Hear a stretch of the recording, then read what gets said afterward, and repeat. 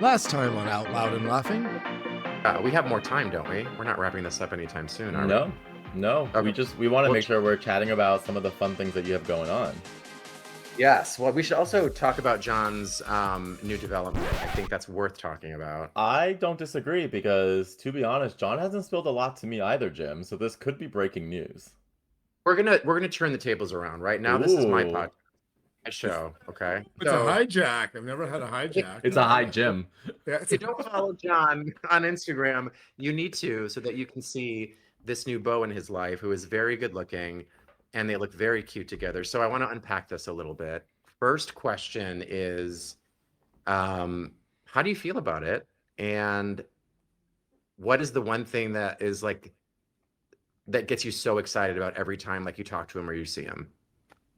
these are really good questions, Jim. Uh, you know, it's been 3 years since I've been out of my last like serious relationship, and I've learned and grown so much since then. And I think in this next chapter, uh, it's about like really like advocating for myself and finding somebody who like will allow me to continue to grow and find that person, be that person, authentic person that I want to be. He also exited a relationship that he was married also. And so that was about a little bit over a year ago. Um, and we just find a lot of common ground on not discussing so much of our past. And if we do, we really reflect on ourselves, not so much of the partner, which was a very big green flag for me.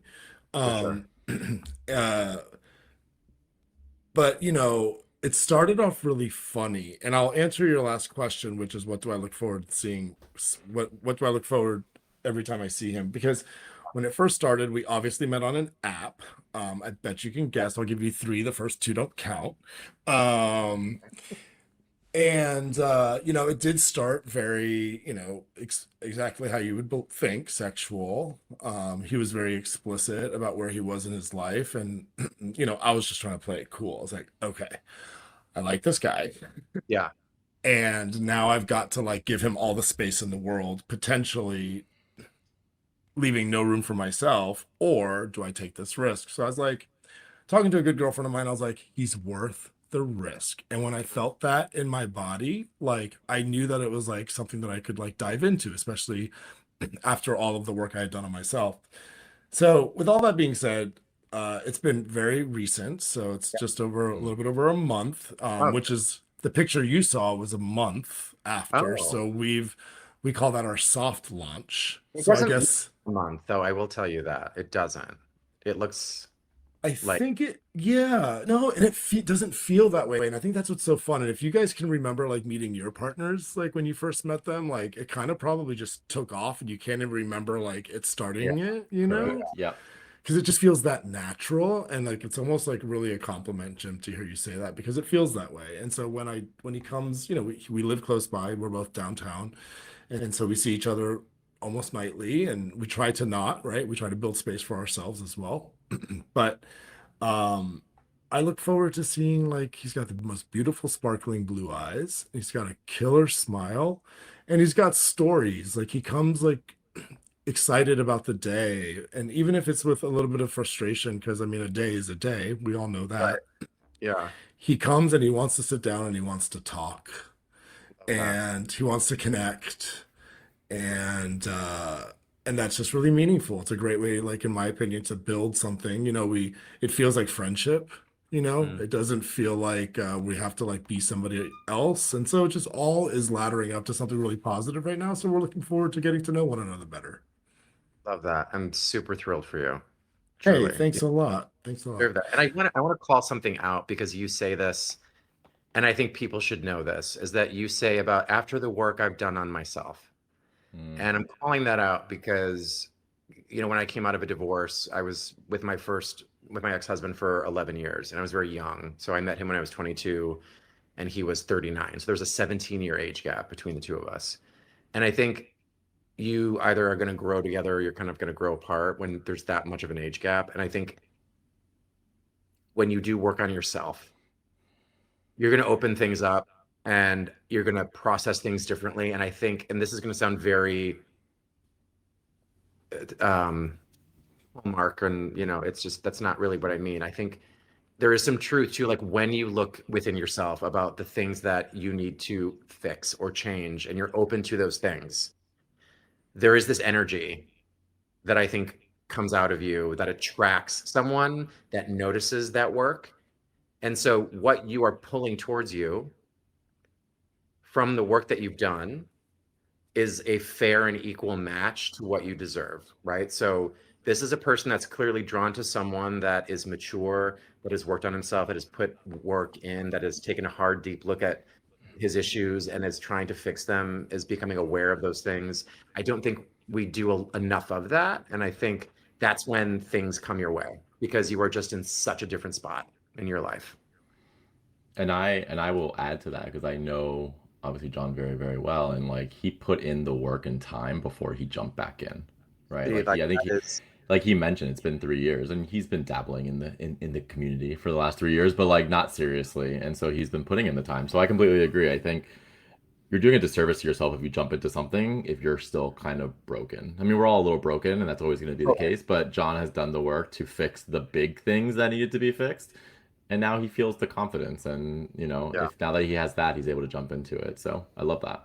I love Yeah. that, John. Very proud of you.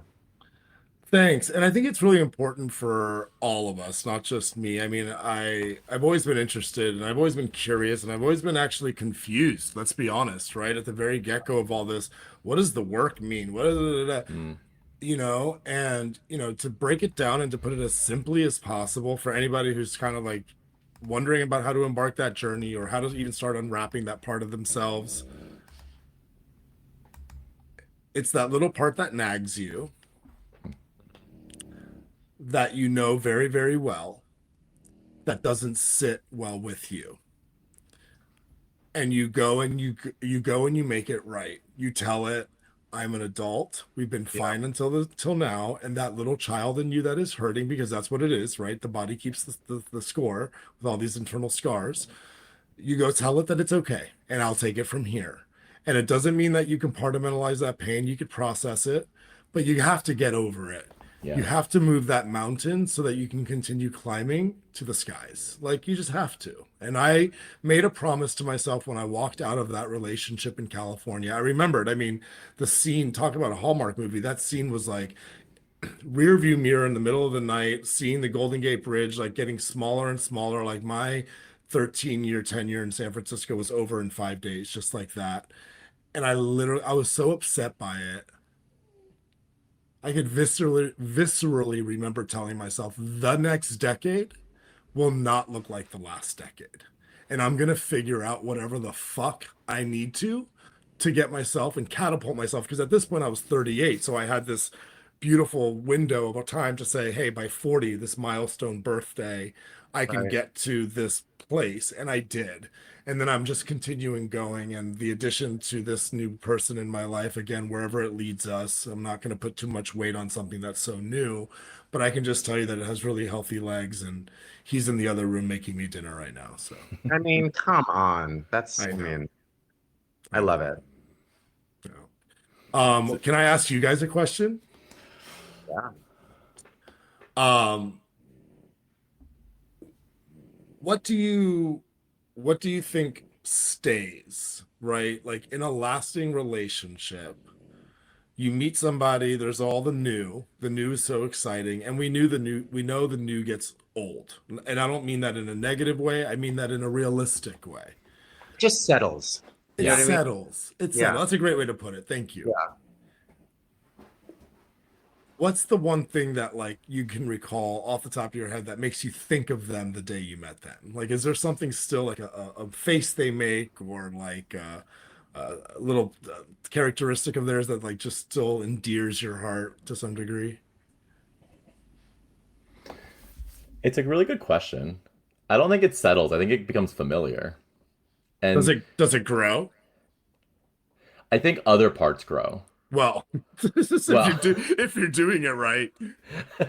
didn't mean that, but that's also very true. Yeah, either did I. Uh, no, I think over time, like you just become more familiar with this person, and so you understand how they tick. They understand how you tick, for better or for worse, right? Like I know tonight my husband was doing things that he knew was really pissing me off, and he was doing it because he thought it was funny, even though I did not. But that's part of the relationship. It's just like they understand you, you understand them, and now you're piling on a ton of other life experience on top of this, right? Like you're a month in, I'm 10 years in, and so there's just a little bit more there that, for better or for worse, makes it harder to not leave because I don't want to leave, but you know what I'm saying, like get mad at Maybe because you've sometimes. been through well, right, but you've been through so much with this person that there's more than just like the sexual attraction and the initial getting to know each other. Now there's just history there. And it becomes a little more, I don't know, just heavy, complex, and you're more intertwined than you ever have been. Invested. Yeah. Yeah, and invested, and you know, and 2 kids later. So, you know, where am I going? How about you, Jim? After my first marriage, I swore to myself I never would marry again. I was like, I'm not doing this again. It's too painful. Like, I felt like it was such a. My first wedding was over the top because we both worked in the wedding industry. It was 175 guests. It was black tie. It was, we had like the beautiful like couches and like these. We had an ice bar. We had a bar carved out of ice. Like it was just over the fucking top. Like 12-piece orchestra. It was just Yeah, stupid. And it's like you never get married thinking that you're gonna like divorce. You just that doesn't you don't do that, right? And I think for me, like being with Sean, who is like the literal, not only just opposite of who I thought I was attracted to, he is so far the other way that it was like this huge like realization for me that we can be two different people, and just because he may not do something the way that I would do it, or just because he might be very chill and very non confrontational, or doesn't mean that I have to be upset that he is his own person, right? Like, I think mm, that when you expect people to do the things that you would do, you're going to set yourself up for failure like every time. So I think what you facts. have to do is meet people where they're at. And Sean taught me that because we are so different. We are night and day, emotionally different. Like he's one of five, was from Topeka, Kansas, grew up you know, with a mom who was incredibly Republican Catholic. She would marry Jesus if she could, right? Super Trumper, all the things. And father left when they were young. And then, and then they kind of moved the family to Aurora in Illinois. So that's a whole family dynamic that shapes you, right? And so I'm one of two. I'm one of two deaf parents. I was their interpreter. I dealt with adults very young. So for me, I grew up incredibly vocal, incredibly like, well, I don't understand this. Like, why don't you just do it this way? Whereas if with Sean, I think he grew up a little bit differently, where he had to learn based on sharing things with his four other, siblings, that with a very, religious mother. Like that's going to shape you, and you're going Mm, to be a different person, and I'm going to be a different person. But it's okay. Like love him because he is so different, and also it teaches me that maybe I don't have to fly off the handle after every fucking thing that goes wrong. Like he's that person that will look at something and be like, Jim, you have no control over that. Like why are you losing it, right? And he's so this, and I'm so not, but like it brings me back down where I'm just like, oh, you're so right. Like you're so right. Like what am I doing? It's like, and that is constant. And like the hmm. fact of save each other, I think throughout our marriage, or we sort of just, it's that yin and yang. That's that total balance where I know he is forever that rock. He is like unflappable always. Like I don't know what it is, but he is just the calm in any storm, and I am the storm. It's So the energy levels. yeah. Yeah, I agree. Leo, I'm an Aquarius. I think it just kind of works. I was going to ask one more question just to Jim because I know this is interesting that you were previously in a long-term relationship and then you've kind of repartnered. What has that second iteration looked like? How has it been different? I have my own sort of speculations. I'm interested to hear how actually it is for you. Um, Well, the end of my first marriage was incredibly dramatic and Yeah, I get that. hard. Yeah, Um, sorry to I hear. think it's interesting when you ask for a divorce, like how you get this totally different person that you have Mm, been with for over a decade of your life, and how you're like, wow, that's not at all who I thought you were. Not to be disrespectful, because obviously it's not like it was all terrible, because it wasn't. There were a lot of good things too. But when I came out of that, I sort of felt this shame, and also like you cannot be in another relationship for at least 2 years or 3 years, right? It's like a year for every, like, what do they say, like every decade or something, that you're in a marriage. But I was like, there's no way in hell. I like did not even want it.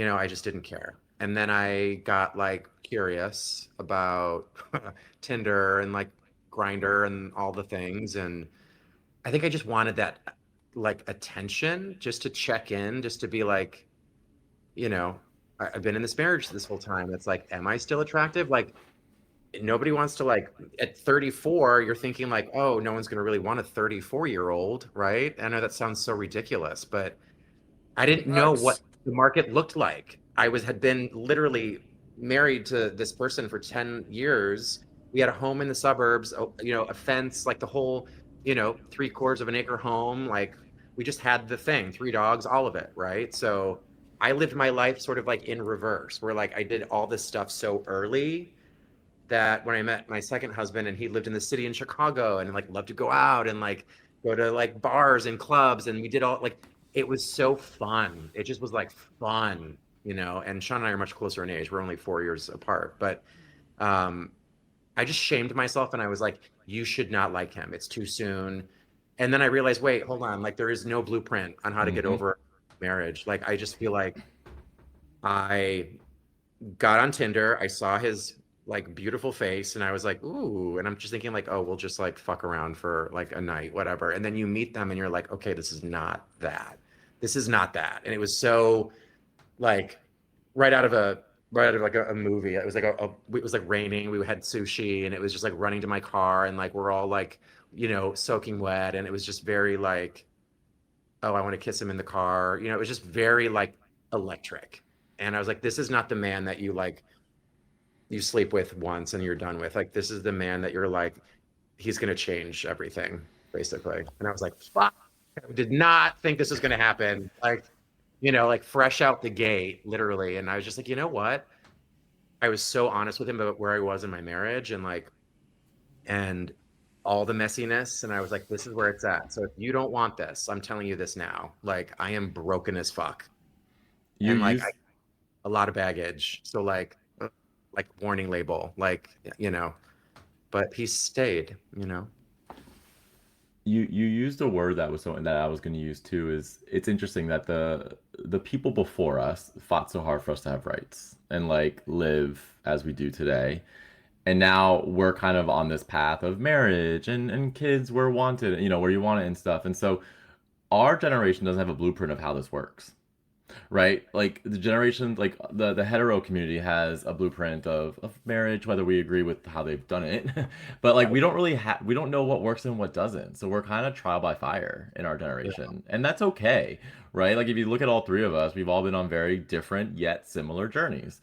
yeah, And there's just no blueprint of how to handle getting into a marriage, getting out of a marriage, having children, open marriage, like all these different things that our community is trying to define still, I feel like. And that's just, that's a little bit of a weight that we have on our shoulders for the next generation, because now that we have the rights, well, questionable, now that we currently have the rights, yeah. how do we help the next generation understand what could be possible? And it's very interesting.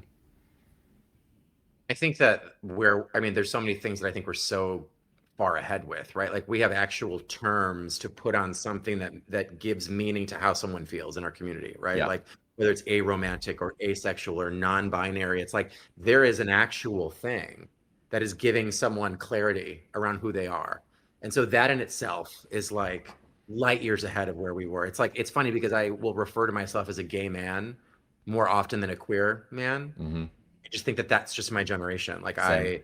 You know what I mean? Like and then I'll refer to myself sometimes. Like it depends on like on the people that I'm talking to, but I almost feel in a way that that's not even really referred to as much. Like I think men now are just referred themselves as queer. So I love that things are shifting, and we're giving clarity and meaning and reason around why you feel and why you are, and I love that. So I hope my hope for like the next generation is that this all becomes less and less of an issue, and people can just be without having to ask what you are and who you sleep with and what your preference is and why are you into both or why are you into none. It's just like, just let people be, just let them fucking be. You don't Yes. need to know.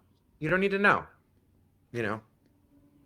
You're That not is letting, and if you're not letting people be, then you probably have a lot of shit to work on. that is correct. Like, Hmm. let it go so that you can give yourself the self-respect to go figure it out why it is you feel like you need to go judge people to make yourself feel better. Like, why does this affect you? Like, why do you feel, if you feel something like that towards anyone that is different than you, you have to be like, what's wrong with me? Why am I Yeah. having this visceral reaction, i.e. GOP to Feeling. people, right? Like, you need to wake the fuck up. Like, wrong 1% that we're focusing on. Like, altogether. This is such a fucking waste of time. Like, I cannot. Such a fucking waste of time. Except this podcast. I love talking. I love this place. This place is like my free therapy. No, this is like the new Las Culturistas. I think it's going to happen. Give it like a year. What? Mark my words. It's going to happen. Well, that would be super dope. I almost feel like I'm sitting in front of like two buds who have like sort of all their well wishes out for this like new little spark in my life, and so it was awesome to share that with you both. I appreciate the space for I that love that. and What is he sharing making? your. What's What is he that? making for dinner, by the way? What's on the menu tonight? What is on the menu? Keto meatloaf. It's You not like lobster bitch. thermidor or like a surf and turf situation or Okay, listen, Jim, when you were saying that, like, it was just fun. So we love to cook, both him and I. So we cook a lot. So tonight is like cabbage and steak, Oh, and okay. we're doing it like teriyaki style, but instead of rice, we're using cabbage. very Like a gay. stir fry, very Yeah. Yeah. gay. Carb conscious. We love that. Yep. But I will say, like, okay, so it's been like, oh, okay, let's say a month and a week, But okay? he's in your kitchen cooking in a Well, month and a week. yeah, I mean, it's that's cute. But yeah. like Not bad. we go on bike rides. We've been on like 3 10-mile bike rides together or Are these more. the bikes that you share one and you're just like pedaling together or no? No, as a matter of fact, if that were the case, mine wouldn't have broke yesterday on a bike ride, and I literally threw it in the dumpster and rented a Lime bike after because I was like, "Fuck this bike." Oh, It's that's sad. embarrassing me on a date. Terrible. Woo. But Well, Girl. he's still around, so that's a good sign, he right? came and I- made i- dinner. Is that why you're having cabbage? It's not punishment. You're like, no, Lay out the carbs. yeah. The Cabbage Patch Fags, is that a thing? Can that be 2025? That'd be a good cartoon. I'd watch it. I'd I would. watch it. I'd tune in. I'd give music to the soundtrack for sure. You know who could sponsor it is every single like pill that like for bottoms that cleans them out. You know what I'm talking about? Like I Cabbage mean, Patch Bottoms. the fact that like I think just like that industry like in general, it's like we have the most crazy commercials for like literally every medication in the world. Like we are the only country that does that. Like it's just bizarre. Oh yeah. They're like 2 minute long commercials, because half of it's legal. Right. You Or guys, Lady Gaga like doing those commercials where she's got the camera and she's like taking pictures and you're like, why is Lady Gaga doing a commercial about like I don't even know what it is. Like was it like Botox or Xanax? I don't even know. I'm like, how much did she make for that? But I can't believe it's still, John, to your point, it's very competitive with like this whole new like clean your asshole out with a pill. Like, isn't it all just a rebrand of Metamucil fiber gummy? Like, I don't understand. When you're just Yeah. slapping like a gay logo on top and it's like, yeah, but this one's actually for gay assholes. yeah. Right. Well, You are what you come. eat. Do you have to lisp when you say the name of the medicine? Yeah, yeah, you have to. Anyway, if there was a song on your, I'm speaking of assholes, no, just kidding, Jim. Absolutely just Come kidding. back That and use like, "You give a shit." would be the worst segue in podcast. history. That timing was spot on, literally. Um, speaking of spot on, no, I'm just kidding. Is there a song on Explicit, your album, that reminds you of your husband, or that you like dedicate or sang like thinking of your husband? Yeah, well, kind of. Got Um, it. You can stop right there. yeah, I mean, I will say Hot. kind of, yeah, yeah, yes. Hot.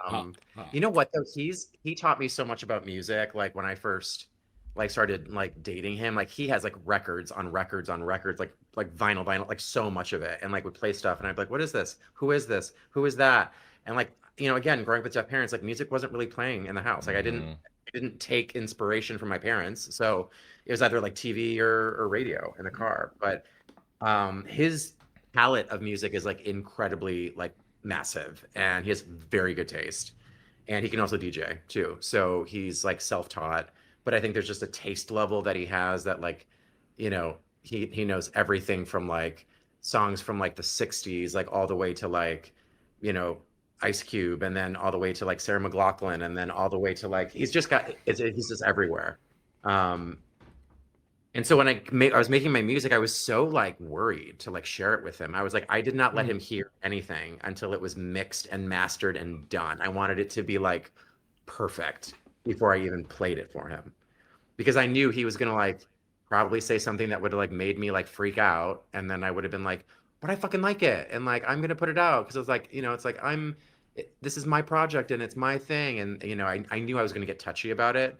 So that's when I was like, when it was done, I was like, here, it's finished. And then he was like, oh, it's actually like it's like pretty good, and I'm like, okay, like I feel good then, you know.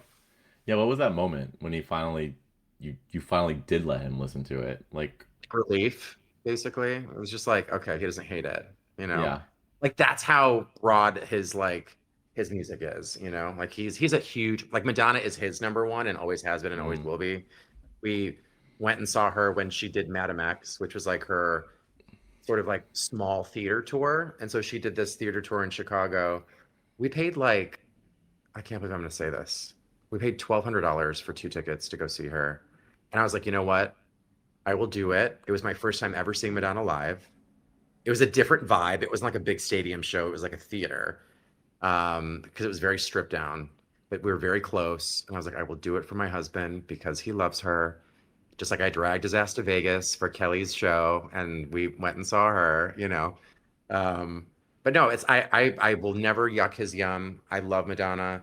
He loves her, and I will support that like all day long. So. I see a collab in your future with Madonna. I would die. Are you kidding? Oh my God. She'll be 68 next year, I which is know. She, crazy. that'd be amazing. That'd be Oh so my God. fun. She's a fucking legend. She's a legend. Actually, let's talk about really quick to end things. What is the like your hot song right now that like you go to on your workout list? Like what is like the oh my God, you love it. The minute it comes on, you're like, yes, I'm gonna like literally kill this workout. Both of you. It's a really good question. And my answer is so Changes probably by the day, maybe. yes, but the vibe for me is I like old school stuff still. And by old school I mean like I will sometimes just pick a year Yeah. that I felt good and I'll just Yeah. find the best of in that year. Oh, I love And that. it'll be like okay, I want to just figure out what was happening in 2002 because for me music is such a nostalgic thing. It's all about memories. And 100%. and for me, so when I'm working out, like I'm a thinker. I'm not like a hype guy. I'm a thinker. So I really either like a podcast or something like that. Um, so no, I'm not putting like while I'm working out, I'm not putting anything crazy except for nostalgia. Like I like taking myself back. I like it. I like that. John, what about you? What do you like getting a workout to? He was researching Oh, you were. I the was looking for name. the name. The name. Yeah, I got you. I got you. Thank you so much for softening that call out a little bit. It was that it's that song that goes ba-dum ba-dum ba-da-da-da. You know what I'm talking about? It's like from the Barbie album, My Heart Goes, I think it's called. Hold on, I think I can play it here. Let's see if it goes. From the Barbie album. This one. Is it Dua Lipa? Can you hear it? No. No, that's not even the right one. I don't know. But I It's the love that one. for you. Thank you. It's like the ones that like ba-dum, ba-da-da-da-da-da-dum. Then it goes into the I don't know. Anyways, it's a great song. It sounds very Eurovision, like it's Yeah. very I love Yes. Eurovision sort of like aesthetic music. It's kind of my favorite. It's kind of why I lean into some of the sounds that you're like rocking with over there, like explicit. I hear a lot of different styles in there. But that's the one song. To Brian's point, I too am highly cerebral, so I have to calm things down. And I highly recommend, which was just recommended to me, a artist called the Emancipator, which sounds awful for sort of like the kind of music that they play. It's like the nature store meets like a really great like Sigourney Weaver narrated like nature documentary. It's amazing for like background vibe, nighttime, turn the lights down, enjoy your evening. The Okay. Emancipator. Okay. Yeah, I know. Yeah. It's Noted. new to me like 3 days, and I haven't. I just keep playing it when I work, and it's awesome. I Wow. mean, I need to start listening to new stuff because fun fact, I'm going to Vegas in early January to see Backstreet Boys at the Sphere. Oh, that's gonna be so fun. Talk about Right? nostalgia. I Oh my God. know. I'm gonna be that old person that just cares about like the history, like back in my day. I'm already there. I You love and I that. should go see the Backstreet Boys at the Sphere in January, since I wasn't invited by Brian. Oh yeah, John, you want to come? No, I'm going with no, Jim and I are going. I'm going with two No, we're suburban actually, moms. no, Like, John and I are gonna do a podcast at the Sphere with the Backstreet oh my Boys. God, that'd be amazing. Could Could you I imagine? watch? I like to watch. I'm a sideline guy. You're gonna a podcast cuck. I mean, that would be one to watch, I would say. I Oh mean, my God. I mean, they are killing it, by the way. killing it. Monetarily, they are doing so well. They have had a rebirth like no other. I And mean, there's here's the been, thing, it's missed the moment. They fucking missed it. Like they had it, and I thought it was gonna happen, and then they didn't They do it. dropped So it. Yeah. totally, it's I stupid. know, but I've heard rumors that Taylor Swift now wants to go to the Sphere. But I'm like, now that she sees that it works. You would Yeah, make but that so might much fucking money. Oh So, my like the God. Backstreet Boys tickets, Jim, How much were 100 a they? piece. How much? 600. People are paying $600 a pop to see the And that Backstreet is Boys. not even anywhere close to the front. Are you? I'm telling you, they are actually killing it at the Sphere. They have one spot that they're there all night, all the time, and I heard they're making upwards to 500K a night. Probably not them, because as you know, there's people, there's Tour, yeah. production, there's a You have bunch of to- shit, Yeah. but they're walking away with cash every night. Yeah, it's not a bad gig for them. There is a nostalgia like thing happening right now Yes. that's like you were like Ashley Simpson, Jessica Simpson, Hillary Duff Yes. coming.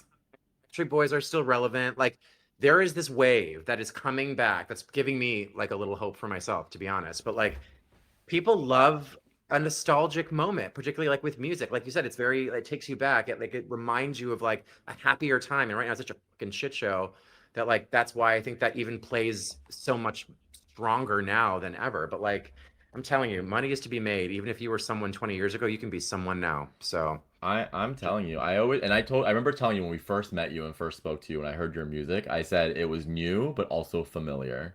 and that's what I wanted. Like And I it's want still true. Like it gives you some nostalgic vibes of like old school pop, like when I was in LA in my early 20s. Like yes, it's a yes, vibe, but it's also still totally. very new wave as well. So I Yes. think you're on that train. So, but yeah, I think that there is this wave of people kind of coming back and dipping their feet back into things that they used to And love. making Like money. Lindsay Lohan, I'm sure will probably come back to music eventually. Who looks fucking incredible, by the way. She's dropping a Um, skincare line, as she should. well, let's be Jessica real. Simpson. No, No, Lindsay Oh, Lohan. I thank mean, God. Okay, her no, it's skincare okay. line won't do what she did to her skin, but she has a Mhm. brand now to sell it. So, Well, you know what she did to her skin was she married a billionaire. That's what she did. So, I mean, between her all and of our Kris skin. Jenner, I mean, listen, that was a $300,000 mid lift. Like, I will tell you what, Same. I would do the same fucking thing if I had Same. that kind of money. Are you kidding me? She looks so fucking good. Like, me So on it. unreal. Ricky Lake. Have you seen what Ricky Lake looks like too? She went on like Watch What Happens Now with Andy Cohen, talked about this facelift that she got, and she looks unbelievable. she Look looks like good. Ricky Lake or no? What's that? Does she look like Ricky Lake or no? Ricky Lake looks incredible. Okay. Her I'll face check looks out. good, Jim, but I feel like her hair is still very. She's still doing the white thing. Yeah, I know. But the face is so good. You almost don't Yeah. even like it looks so good. Who else is getting that work done? Oh, Anne Hathaway. I think she did something too, for sure. Oh, she's been doing work. She's stayed porcelain her whole career. Wait, let me ask you this question actually to both of you. Like, are you open to it? Would this be something you would plan to do in terms of like going to Turkey and like maybe Mm. getting your hairline done and like would you like are you open to those things? Like is that something that you're like, yes, I'm probably gonna do it? Like, is that something Oh, important? John and I have no disrespect for any of that. No, Yeah, but I'm saying no, you do it for yourself. I'm saying. 100%. I got my neck done. I got it yeah. pulled back. Are you Like, serious? yes, I had like a slope going for a little bit. What? So they went in there and they pulled the muscle back to tighten it. So it was more of an L shape. 100%. I'm all in for all that shit. Do what you gotta do to make yourself feel better. Yeah, I I'm mean, currently all natural, Jim. no, same. Me too. But Me but too. Brian and I will be sitting right behind first class on our way to Turkey or Istanbul for hair Oh, implants in about 10 years. I mean, fun fact though, I don't need to get my hair done. I actually have a really good hairline. That's the one thing that I Yeah. have better than John. No You're offense, very John. lucky. No, me too. I need to get mine done for No, but sure. you're coming because you bought my flight. Thank you. That's true. But I have a friend that went 6 months ago to Turkey to get his hair I done. How was he happy with it? He says it's very painful for the first few days after. He says, but it's so funny because when you get on your flight back, it is full of men with hats and glasses. Everyone is coming back from Turkey with their. He lives in LA, so like everyone's flying back from Turkey to LA with like. Hysterical. Yeah, I think the problem is it takes like 2 to 3 months, so it falls out again and then grows back. That's the whole thing. So you're kind of in a hat for a good 2 to 3 months, like, but just fine. You can sport that with some sunglasses, but If I you knew know. what the end result was going to be, I'd be like, all right, fine. Like, I'll stick it out. But like, is he happy now? Does it look good Like he now? loves it. He's so happy. Oh, Yeah, and it's only like 5 grand for like I flight, mean, hotel, everything. that it's 15 to $20,000 to do that here. So it's just like, Yeah. yeah, I'm gonna do that in Instead, Turkey. I'm seeing Backstreet Boys at the Sphere. I mean, you're living Enjoy your your best life. hairline. Yeah. Yeah, I think you're good. I think you're good there. Oh, we just adore you, Jim. Oh, I adore you both. This was beautiful. It's been so fun. You said something earlier, and I was like, next time we're going to bring you back and talk about that. But I forgot. So we'll just have to promise that we'll bring you back, and then we'll remember when it happens. No, I would love to come back. Let me listen. Like I mean, I was telling this to Brian. I'm like, I have spent a lot of time in the industry and promoting this, this EP and anything I can do to help, I will, because I know how hard it is. But I also believe that, we need to like stay together as much as we can and help each other out. So, Yeah. I'm always here. So This is how we start. This is how we start a new legacy for how gay people support gay people. Here we are. We're showing up for one another yeah, right now. yeah, we have to big time. So Thanks, Jim. We appreciate you. Come back soon. I will. I will. This was Out Loud and Laughing. We're available everywhere you get your podcasts. Spotify, Apple, YouTube, iHeart, or wherever.